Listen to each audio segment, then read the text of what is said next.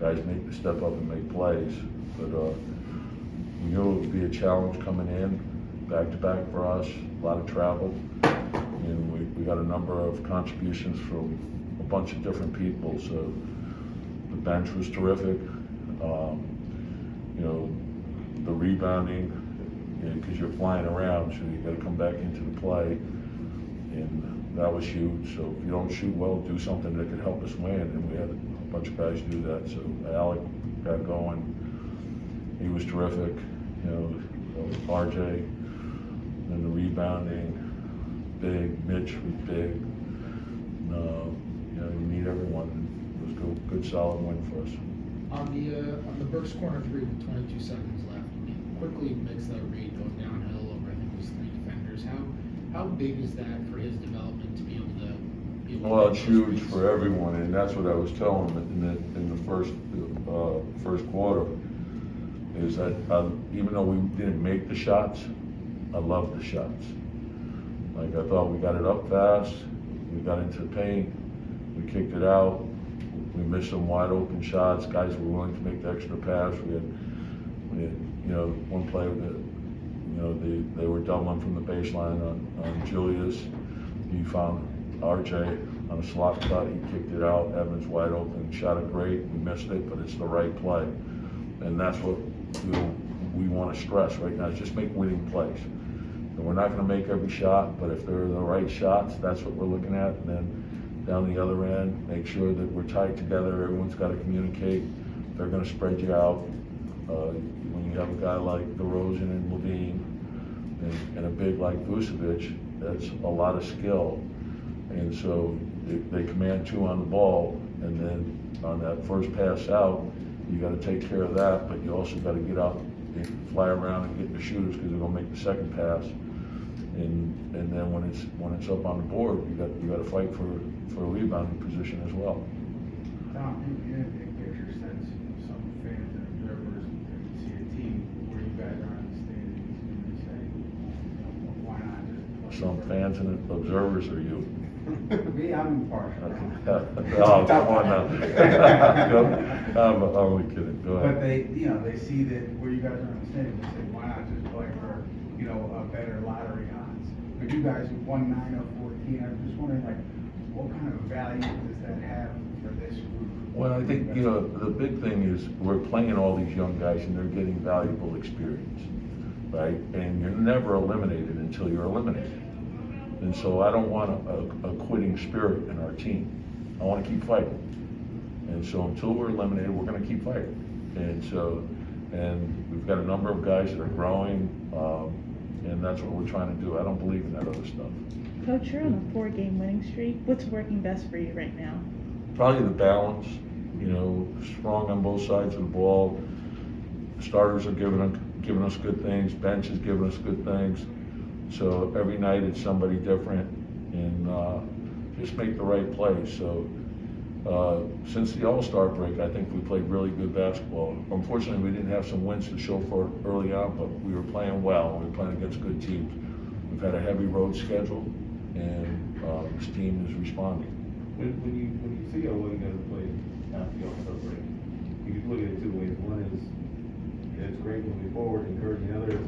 Where was this earlier in the season? Why did it take so long? I mean, how do you view that, and why kind of this arc where you guys struggled, but then now you're playing? Well, I mean, there were some good moments early on too. Then you have to, we'll do a deep dive after the season. I have some pretty good ideas why, so.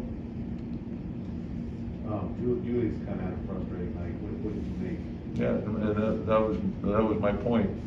Is you could play well when you don't shoot well. Like, I think the 13 rebounds, that's huge, right? So if you're not shooting well, how can you help the team win, right? That's where I want the focus. And no one's going to play great in every game, but you could help your team hustle, rebound, chase a ball down, take a charge, whatever it might be, set a great screen, recognize, okay, Alex going good, all right, I'm going to drive it, I'm going to search him out, right, find him so you can keep him going too. So those are winning plays. Understanding like what's going on in the game, the ability to think on your feet, to be mentally tough through adversity. You know, so all those things. And so we want to learn and grow. Every game we want to learn and grow. Is that tough for a player like him who was so great last year? He commanded the ball all the time. And now, you know, he's playing down the stretch here. He's being kind of a spectator too. No, because I think it's important because for his growth and for our growth. And the same thing, like as you move up in stature as a player, you're going to be double teamed more and more. And when you are, what you have to realize, okay, the responsibility of a player that gets double teamed all the time is to make plays, to make the game easy for everyone. And so that's where, you know, I want all, like, I think the way RJ spraying the ball, you know, quick is starting to see a lot of good passes. He gets blitzed a lot. So when we see that, we want to think easy offense. Our bigs are starting to really make good plays, you know, on the short rolls. So just keep growing and understanding, okay, against good teams, and if you have good players, they're going to get double teamed. And then how do you take advantage of that? So that's the growth of the team, and we know we want to continue to get better at it. And just on Julius, when you said you can impact the game in different ways, so you saw that tonight. Yeah. And he comes in, I guess, 3 plus to go, and gives us time. Yeah. Does he impact the game in different ways in that stretch of his time? Yeah, because you know, like he's a vet with experience. He knows that there's going to be a lot of contact. He's going to run through the ball. So there's things he could do there too. It's like, you know, and that's what you want. You know, and look, he's given us, you know, a lot of guys probably wouldn't be playing, right? He wants to play. I got great respect for that. You know, give us what you can. You know, and if you can't play, I still want you to give us what you can. Be on the bench, be into the game, encourage the young guys, talk to them, talk to the things you see, communicate. Everyone put their focus into helping the team win. That's where I want it to be.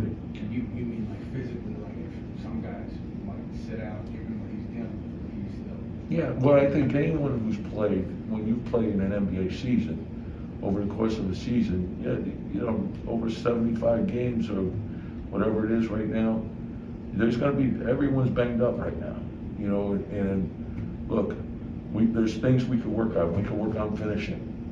We could work on a lot of things that you want to be working on in game situations. So I think we're getting a lot of information, you know, so it's good. That's what you want it to be. So, like, I don't know, like, it seems like everyone has, you know, a different idea as to how this should be approached. It shouldn't be approached any different than, you know, what's best for the team, what's best for the growth of your players. You know, when you talk about player development, that's the biggest misnomer is like it's a guy, you know, working 1-on-0 with a skills coach. That's nothing. That's nothing. It's how you do everything. It's how you execute. It's how you concentrate. It's how you prepare, right? Your ability to think on your feet. Can you help your team? It's not about yourself. It's about the team. To that end, you know, something like down the stretch, DeRozan's been one of the best fourth quarter players in the league.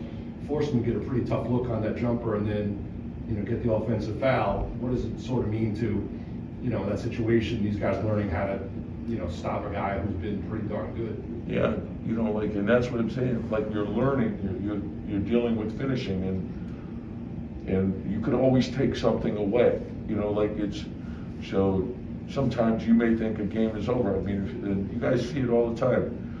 Teams come back from big deficits all the time, right? So maybe you're down in a game and you want to get a look at playing small, right? So you put your small lineup in so they can get experience in a game to see how you can make up ground quickly. So there's nothing you could do in practice that could replicate the intensity of a game. So why would you not use the game for your young guys to develop? And we have a number of young guys. You know, people forget Julius is still young. All right, next question. There was one